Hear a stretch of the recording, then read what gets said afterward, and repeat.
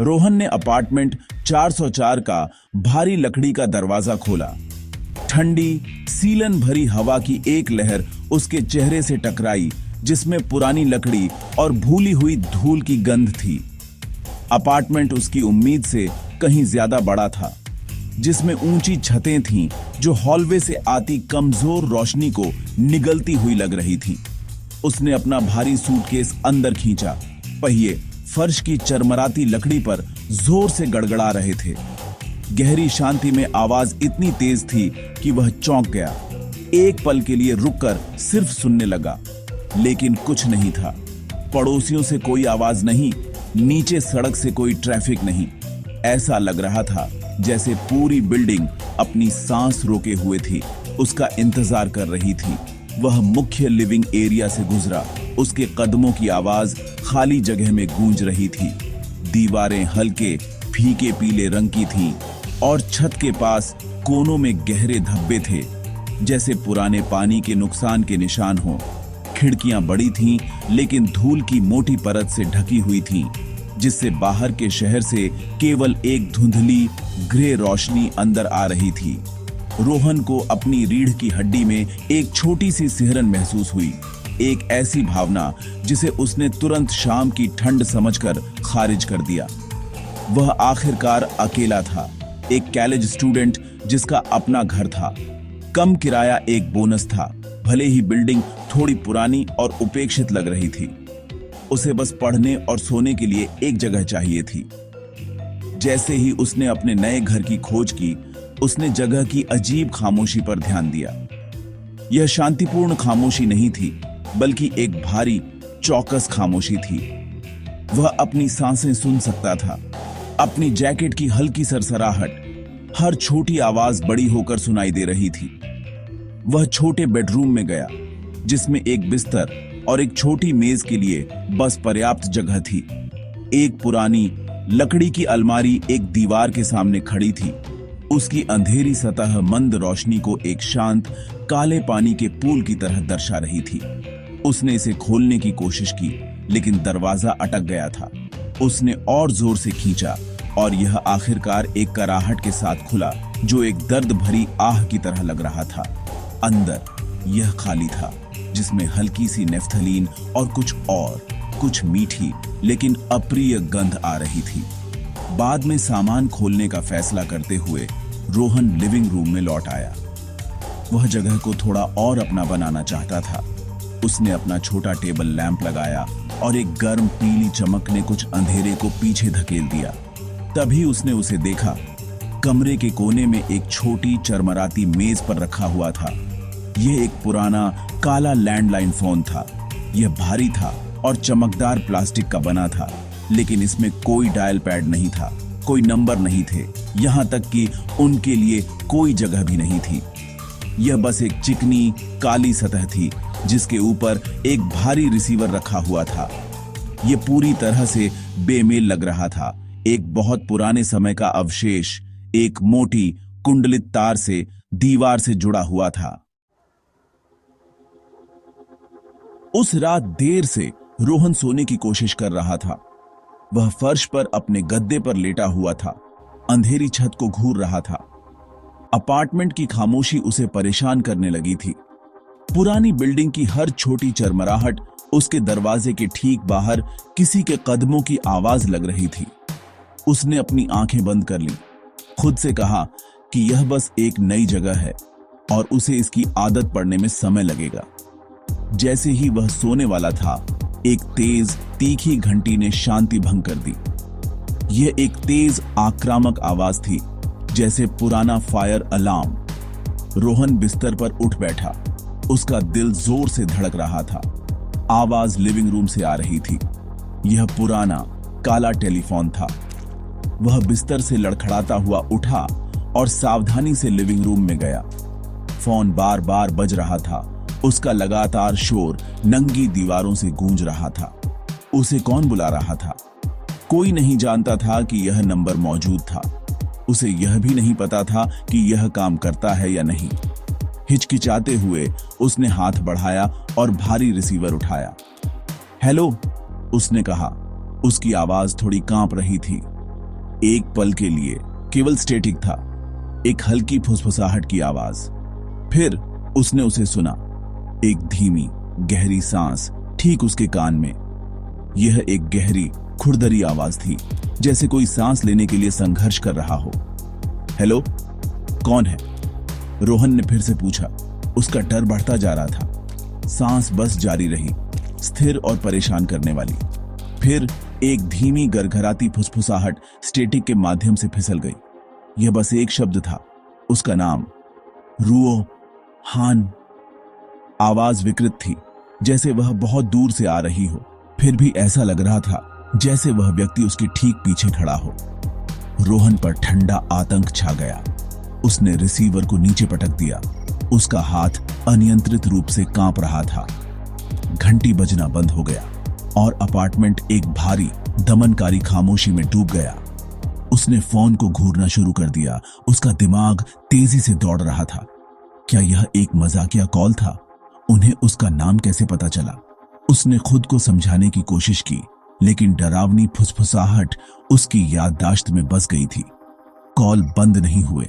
हर रात लगभग उसी समय फोन बजता और हर रात यह वही होता, धीमी खुरदरी सांस और उसके नाम की भयानक विकृत फुसफुसाहट।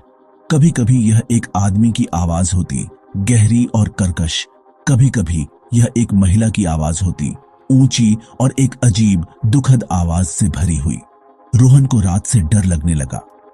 उसने फोन को दीवार से अनप्लग करने की कोशिश की, लेकिन वह फिर भी बजता रहा।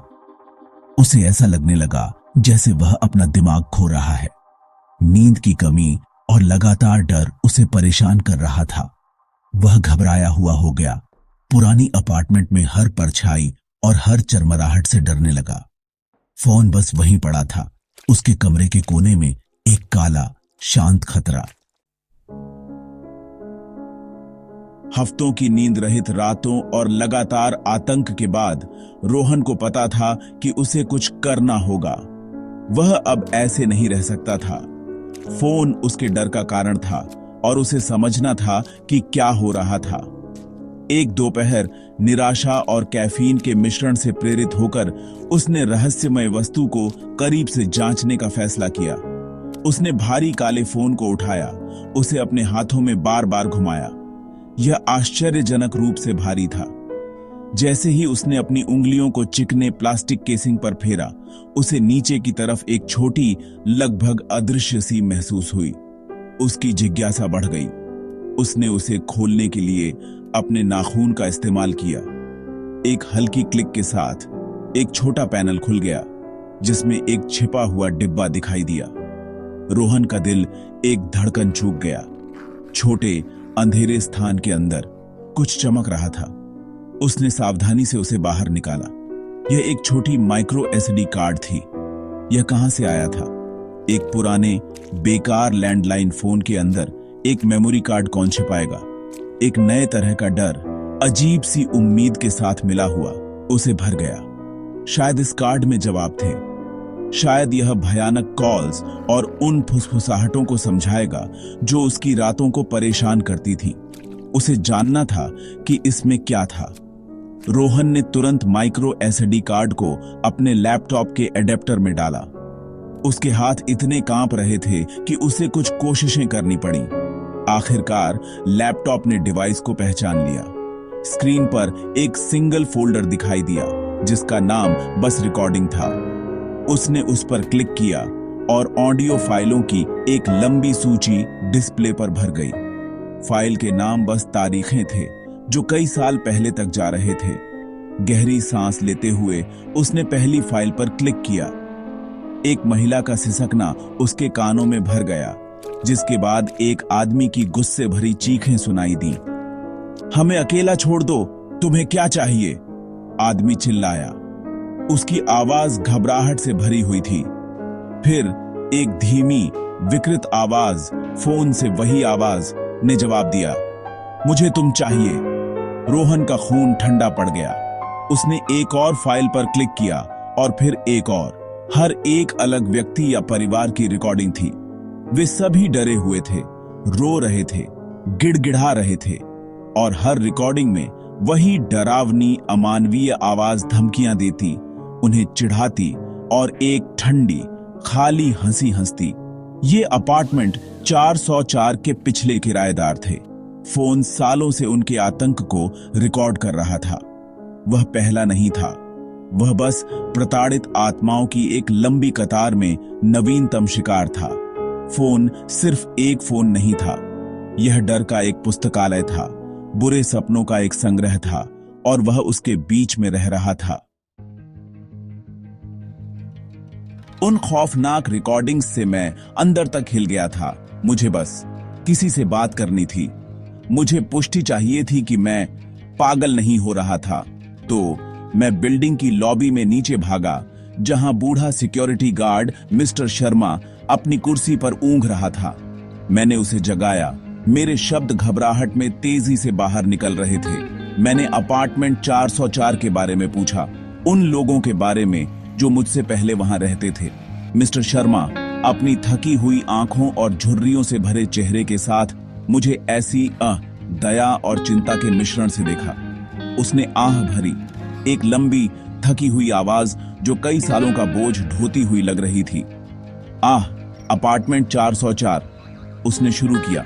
उसकी आवाज धीमी और कर्कश थी। वह जगह, उसका एक इतिहास है, अच्छा नहीं है। उसने समझाया कि उस अपार्टमेंट में कोई भी ज्यादा देर तक नहीं रुकता था। लोग उम्मीद से भरे होकर आते थे और फिर कुछ हफ्तों या महीनों के बाद वे जल्दी में चले जाते थे। वे हमेशा डरे हुए लगते थे, उनके चेहरे पीले, उनकी आंखें डर से चौड़ी। उन्होंने कभी ठीक से नहीं बताया कि क्या हुआ, बस इतना कि वह जगह ठीक नहीं थी। कुछ ने अजीब आवाजों की शिकायत की।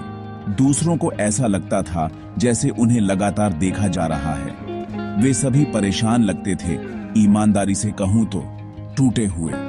मिस्टर शर्मा और करीब आए, अपनी आवाज और धीमी करते हुए। एक परिवार आधी रात में चला गया।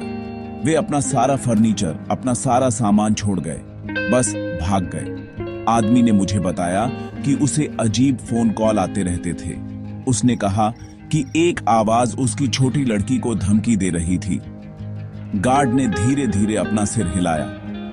मकान मालिक सोचता है कि यह सिर्फ पुराने पाइप और हवा है, लेकिन मैं यहां 30 सालों से काम कर रहा हूं।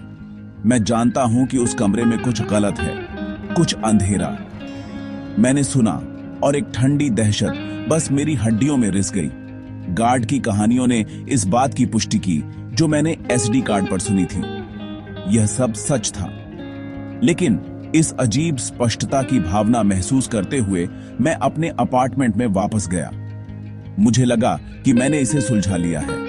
SD card, recording, phone call, यह सब जुड़ा हुआ होना चाहिए। मैंने सोचना शुरू किया कि कोई परिष्कृत छिपा हुआ ऐप या प्रोग्राम होना चाहिए। शायद फोन इंटरनेट से जुड़ा हुआ था, कुछ प्रकार के सॉफ्टवेयर का उपयोग करके पुरानी रिकॉर्डिंग चलाने और वॉइस सिंथेसिस का उपयोग करके मेरा नाम फुसफुसाने के लिए।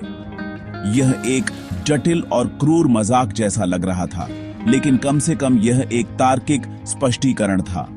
मुझे वास्तव में थोड़ी राहत महसूस हुई। अगर यह सिर्फ तकनीक थी तो मैं इससे लड़ सकता था। तो मैंने माइक्रो एसडी कार्ड को रिफॉर्मेट किया, सब कुछ हटा दिया और अपने लैपटॉप और फोन में किसी भी संदिग्ध ऐप की तलाश की। जो कुछ भी मुझे पहचान में नहीं आया उसे हटा दिया। मुझे यकीन था कि मैं इसे हरा दूंगा। उस रात हफ्तों में पहली बार मुझे थोड़ी उम्मीद महसूस हुई।